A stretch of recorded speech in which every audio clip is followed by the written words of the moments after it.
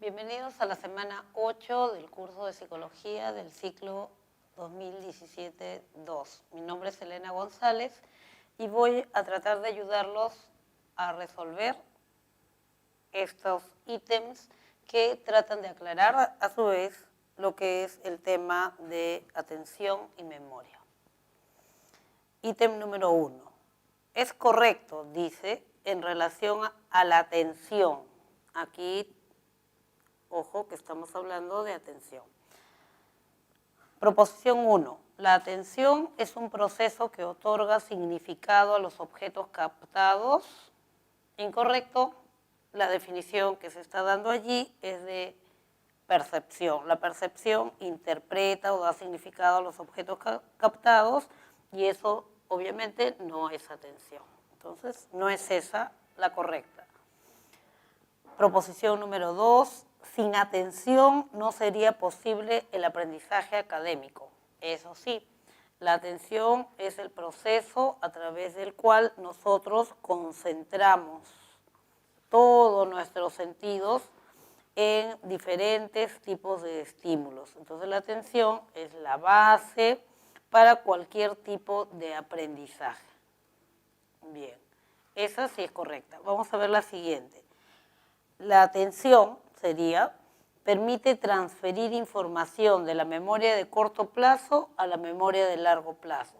Si tenemos información en la memoria de corto plazo y la queremos guardar en la memoria de largo plazo o permanente, no necesitamos exactamente atención. Lo que necesitamos o necesitaríamos es un repaso elaborativo, una codificación de esta información. Entonces, la aseveración no es correcta. La única alternativa correcta es la segunda proposición, y lo tenemos eso en la respuesta E. Pregunta número 2. Dice, durante su mensaje a la nación, el presidente de la República expresa: nuestro primer año de gobierno enfrentó, lamentablemente, varios contratiempos imprevistos como Lavallato y el Niño Costero. Un objetivo fundamental de la revolución social es reducir la pobreza. Por ello, nos hemos puesto como meta reducir la pobreza total del 20.7 al 15% en el 2021. De lo expresado, identifique lo correcto en relación a la memoria.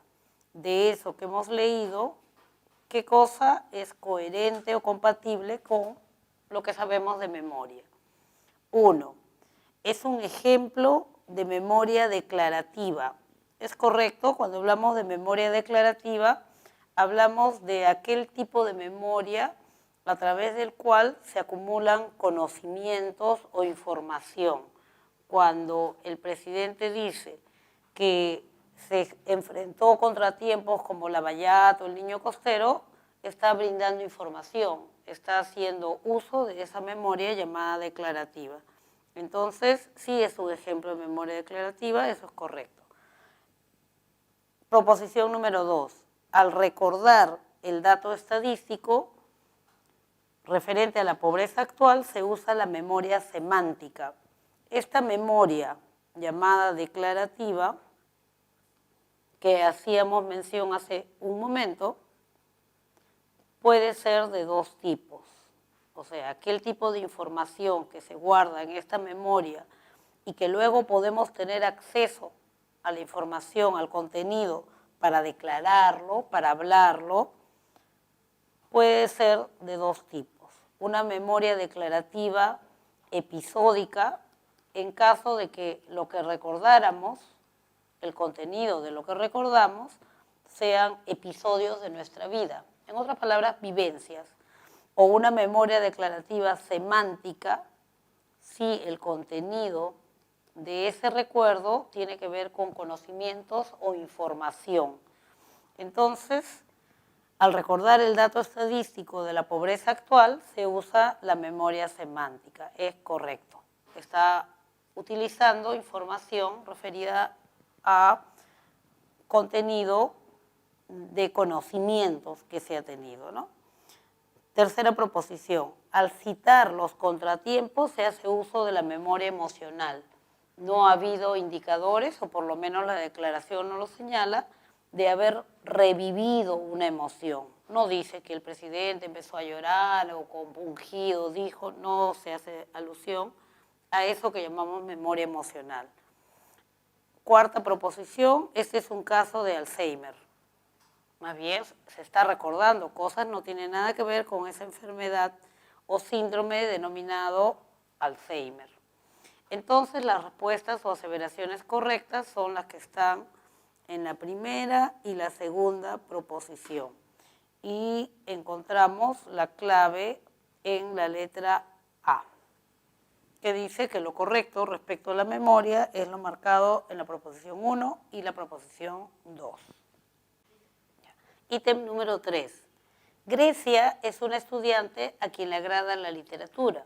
Cuando lee un libro interesante, puede estar concentrada incluso durante varias horas, encontrándose casi del todo ajena a lo que suceda a su alrededor.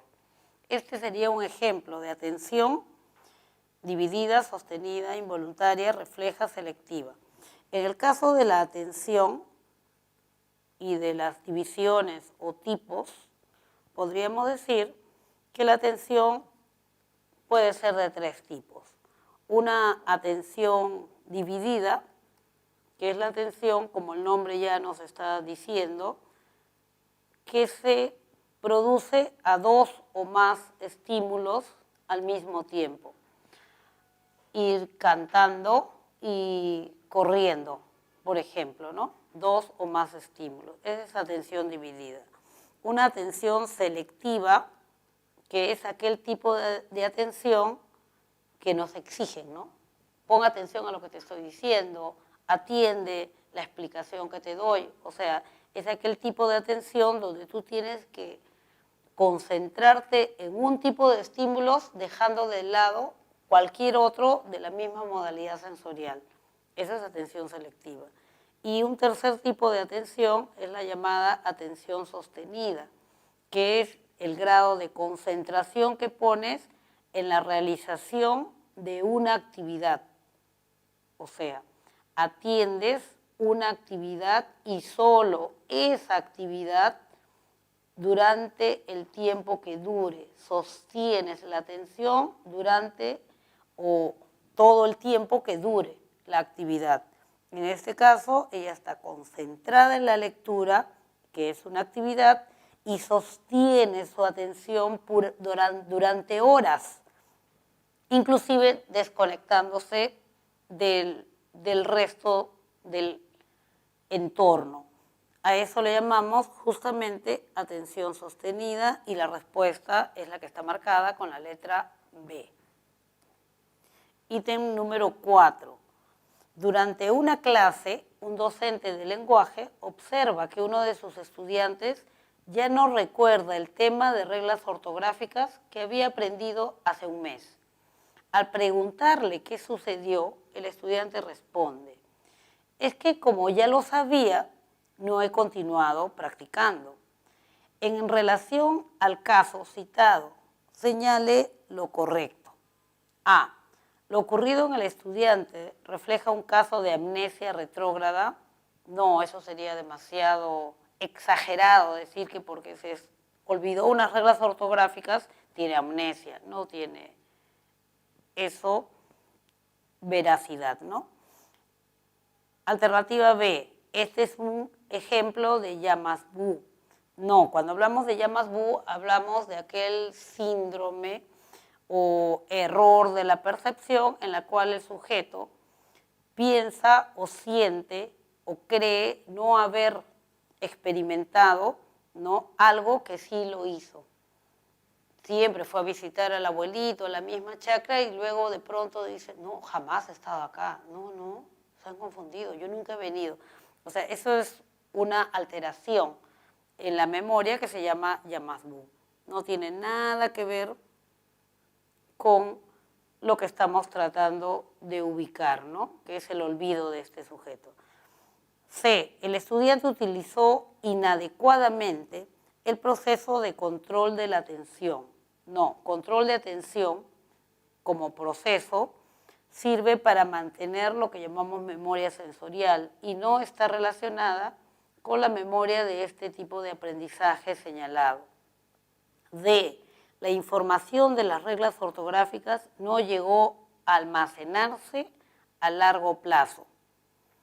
Eso no lo podríamos aseverar, porque él dice que sí, ya lo sabía, ya lo había aprendido, ya dio su examen, ya lo practicó, ya aprobó, sí se almacenó, entonces sí estuvo almacenado, pero sin embargo, ¿qué sucedió? De pronto lo perdió y probablemente porque no los continuó practicando, no lo repasó, ni lo confirmó, ni lo consolidó en la memoria de largo plazo.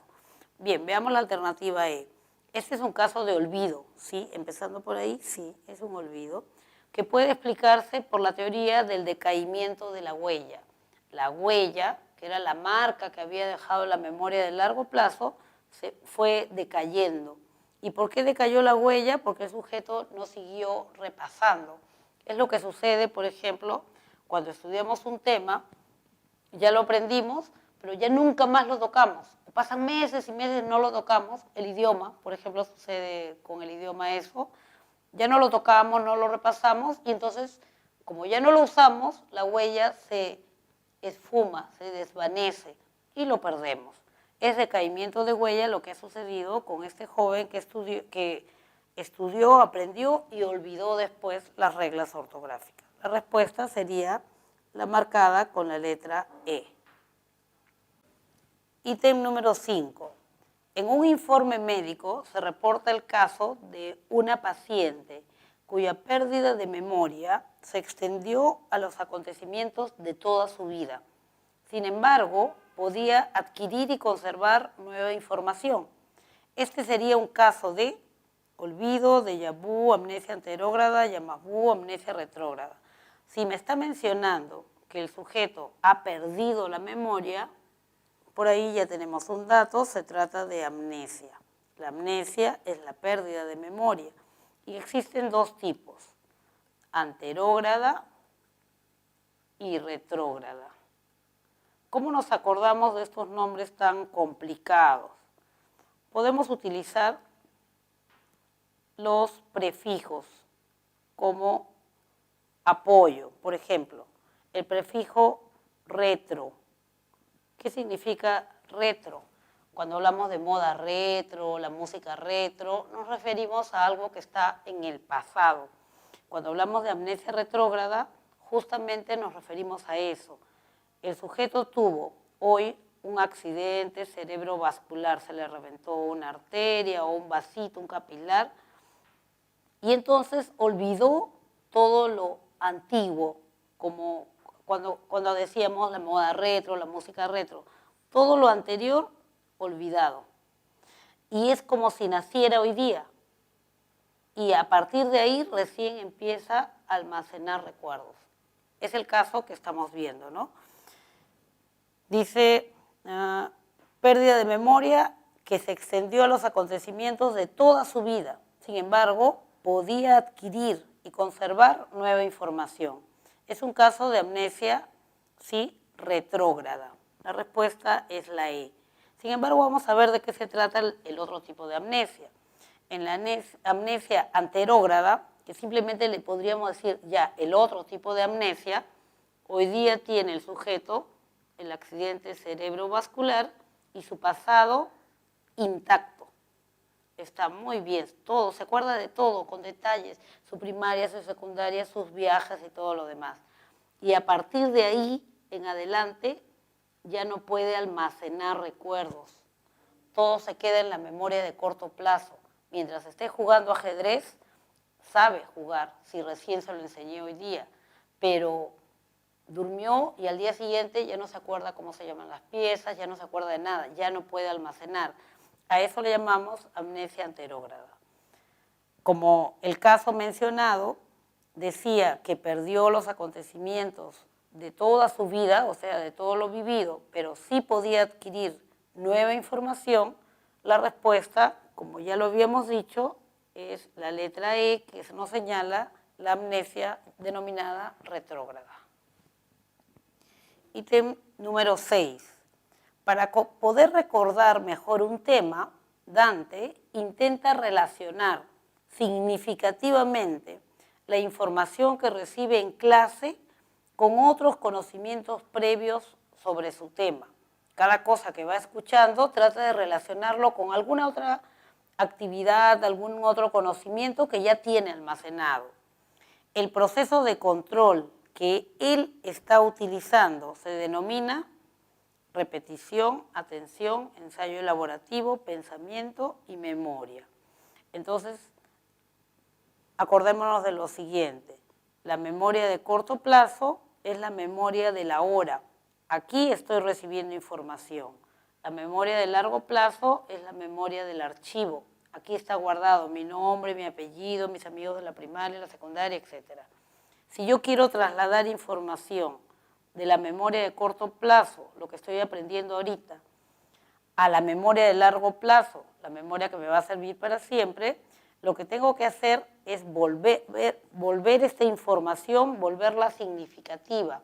Esto es, establecer un vínculo entre lo que ya está almacenado aquí, vincularlo con lo nuevo, y entonces se volverá significativo, y entonces podrá quedarse anclado, encadenado a lo que ya existía.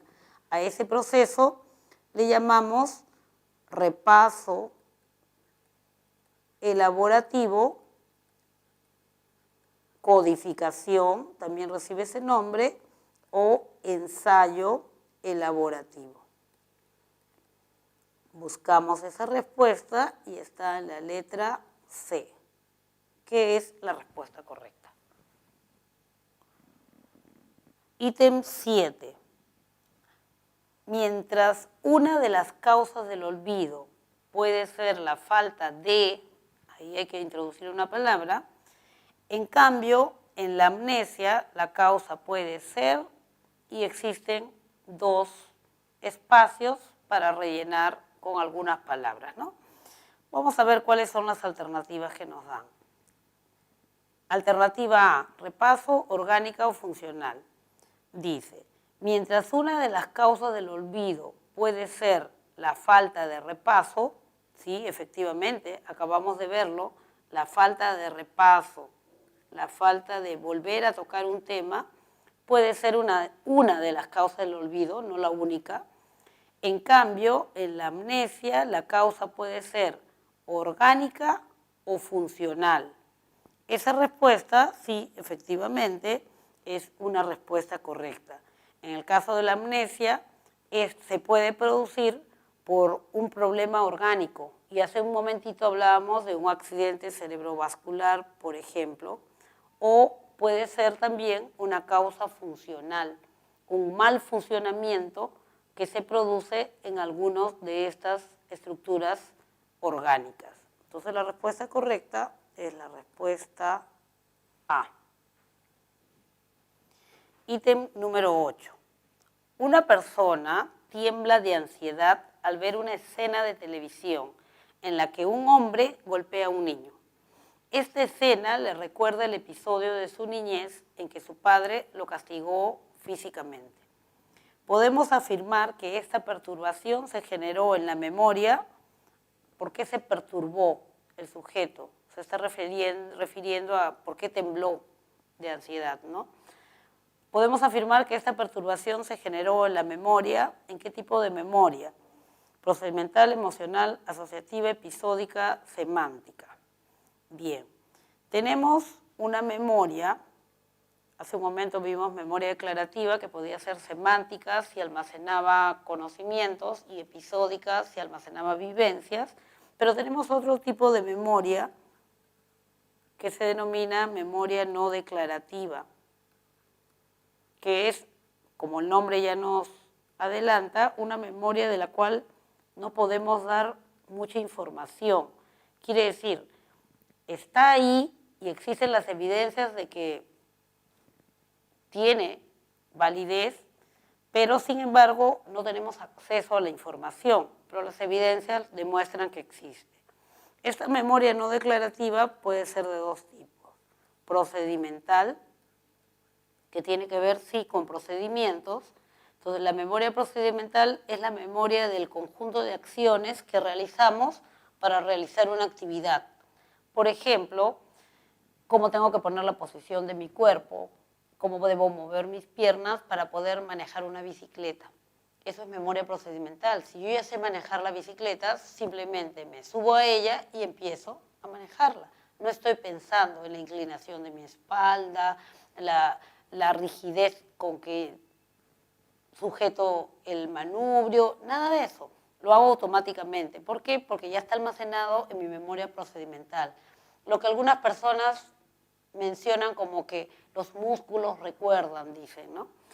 Y tenemos otro tipo de memoria no declarativa, que es la memoria emocional. Entonces, la memoria emocional es el conjunto de cambios que se producen en tu organismo cuando experimentas una emoción. No necesitas saberlo, no necesitas saber qué cambios se están produciendo, pero experimentas, revives, otra vez experimentas la emoción, otra vez lo sientes. En este caso dice, la persona está viendo una película donde un hombre golpea al niño y empieza a temblar. Quiere decir, en el caso mencionado dice que esa escena le recuerda el castigo físico que le profería a su papá. Pero podría darse el caso también en que el niño o el joven en este caso simplemente empieza a temblar y no se acuerda por qué le da miedo, no se acuerda por qué está temblando nuevamente, pero sin embargo su amígdala cerebral sí revivió la emoción. Entonces hablamos de memoria emocional cuando el sujeto revive una emoción.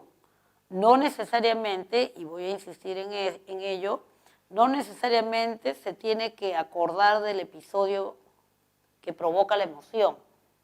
En otras palabras, en el caso de los traumas, por ejemplo, el sujeto simplemente vuelve a experimentar la emoción ante un estímulo determinado sin saber por qué. O sea, no se acuerda del episodio que lo provoca, pero su amígdala cerebral provoca nuevamente la emoción. La emoción está ligada a algunos indicadores. En este caso, al ver la escena, otra vez empieza a temblar, otra vez revive la emoción.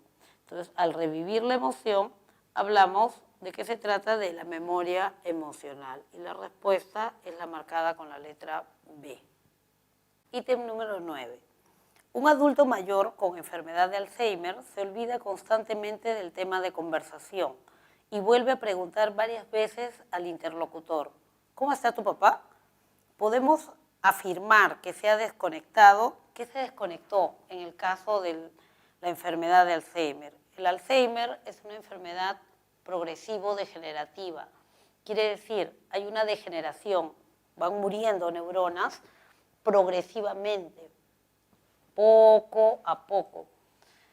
Y los tratamientos actualmente enlentecen el proceso degenerativo. Todavía no descubrimos algo que pueda simplemente ya, se acabó, se detiene el proceso degenerativo y mejor aún, se recupera, ¿no? Por ahora solamente se enlentece la degeneración. Ese sujeto tiene Alzheimer y dice que constantemente olvida el tema de conversación. El tema de conversación se encuentra en la memoria a corto plazo. Cuando estoy conversando con alguien sobre un tema, estoy trabajando, estoy usando mi memoria de corto plazo. Y bueno, él está conversando y a cada momento le pregunta al interlocutor, ¿cómo está tu papá? Quiere decir que él regresa o en todo caso coloca otro tema de conversación sobre, en este caso, sobre el padre, y se da por sentado de que él se está acordando que el interlocutor tiene un padre y eso debe estar en su memoria de largo plazo. Entonces dice, ¿qué cosa es lo que se ha desconectado en este sujeto con Alzheimer? El vínculo que existe entre la memoria de corto y largo plazo. Este vínculo es de ida cuando almaceno y de vuelta cuando recuerdo o evoco una información. Entonces, debería ser coherente la evocación. Voy recordando aquello sobre lo cual estamos hablando ahora. En el caso del enfermo de Alzheimer que está mencionando, no hay ese vínculo. El sujeto sigue recordando reiterativamente un tema que no tiene ninguna vinculación con lo que se está conversando. Entonces, lo que se ha desconectado es la memoria de corto plazo de la memoria de largo plazo. Acá ha habido un quiebre. La respuesta correcta es la marcada con la letra A. Ítem 10. Una persona lesionada del cerebro sufre de apraxia. Apraxia es la dificultad para el movimiento con los músculos estriados, pues no puede vestirse ni amarrarse los zapatos. Podemos afirmar que la lesión afectó la memoria. El sujeto no puede realizar determinadas acciones que lo lleven a culminar una actividad determinada. Podemos afirmar que la lesión afectó la memoria semántica. No, porque la memoria semántica, sema, conocimientos, la memoria semántica tiene que ver con los conocimientos. Y este no es el caso. ¿Afectó su memoria emocional? No, porque la memoria emocional tiene que ver con revivir las emociones. Y este no es el caso. Entonces, tampoco es la respuesta B. ¿Afectó su memoria episódica? No, porque la memoria episódica tiene que ver con los episodios o vivencias que el sujeto ha tenido. ¿Afectó su memoria procedimental? La memoria procedimental tiene que ver con el conjunto de acciones que tú realizas o pones en ejecución para culminar una actividad, para realizar una actividad. En este caso, lo que el sujeto no puede hacer es todos los movimientos necesarios para vestirse, todos los movimientos necesarios para amarrarse los zapatos. Entonces, sin lugar a dudas, estamos hablando de la memoria procedimental y la respuesta está marcada con la letra D. Miramos la alternativa que queda, es precategorial, que no es exactamente un tipo de memoria de las que hemos mencionado.